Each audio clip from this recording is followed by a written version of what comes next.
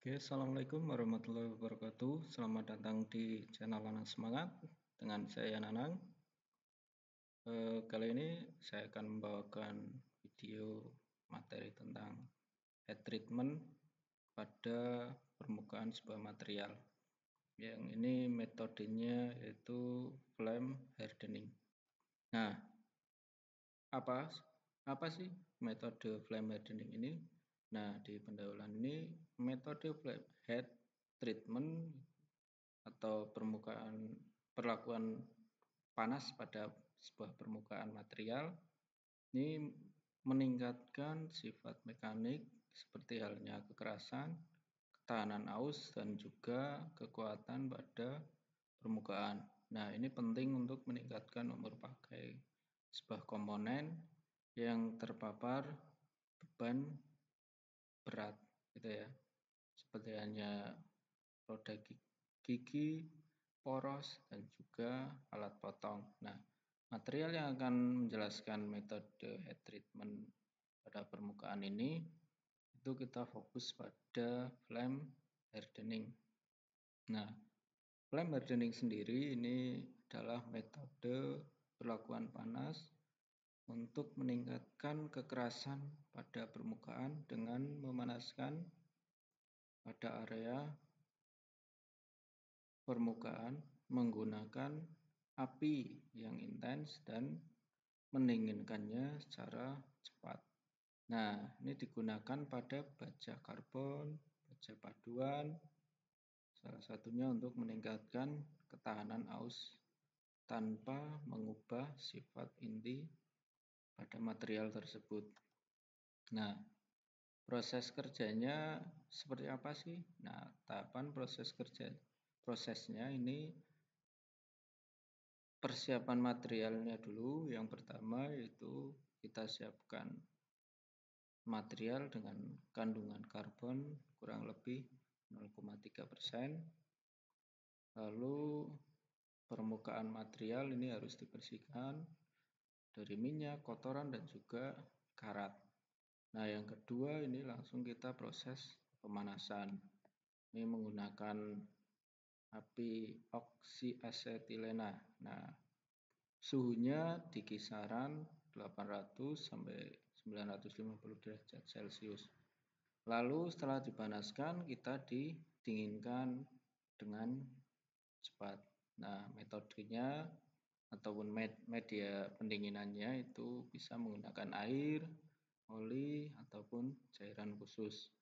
Nah, transformasi cepat ini dapat menghasilkan permukaan yang keras.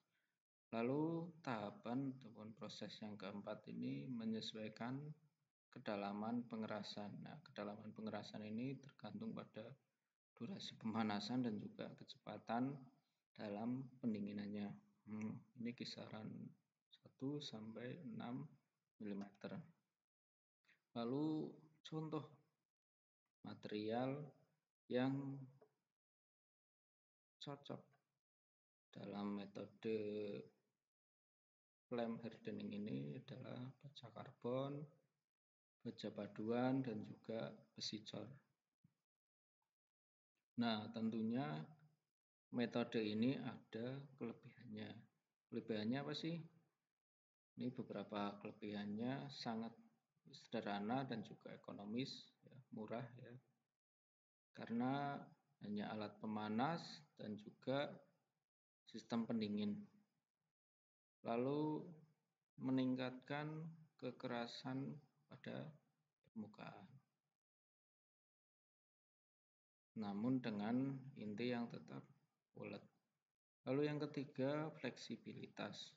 Dapat diterapkan di berbagai bentuk dan juga ukuran. Lalu yang keempat adalah proses yang relatif singkat dibandingkan dengan metode-metode yang lain seperti halnya carburizing. Tentunya dalam metode ini ada beberapa kekurangan, ya, diantaranya sulit untuk mengontrol kedalaman pengerasan karena bergantung pada durasi pemanasan. Lalu yang kedua, distorsi dimensi. Ini karena Adanya pendinginan cepat ini dapat menyebabkan distorsi ataupun retak pada permukaan. Lalu yang ketiga, kurang presisi atau kurang cocok untuk bentuk yang kompleks ataupun rumit atau pengerasan lokal yang presisi. Yang keempat ini adalah ketergantungan pada kandungan karbon. Tadi ya, kandungan karbonnya itu harus cukup kurang lebih 0,3%.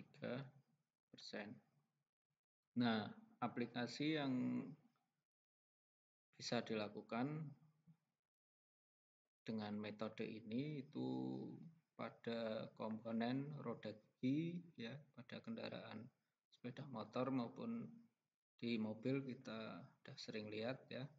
Yang kedua, poros ataupun shaft ya. Yang ketiga ini rel pemandu ya, rel kereta api gitu ya. Yang keempat adalah roller pada conveyor, ini di perusahaan seringnya ya. Yang kelima ini bagian mesin pertanian maupun alat berat lainnya seperti halnya di pertambangan ini, karena butuh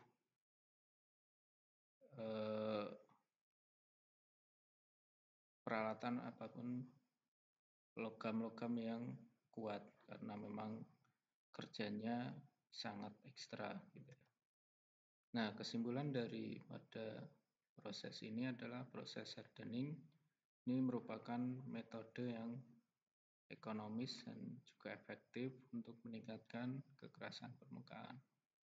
Tentunya banyak metode lain, namun kita fokus pada metode yang satu ini yang lebih ekonomis gitu ya. Yang kedua, memiliki kelebihan yang sederhana, cepat, dan juga fleksibel.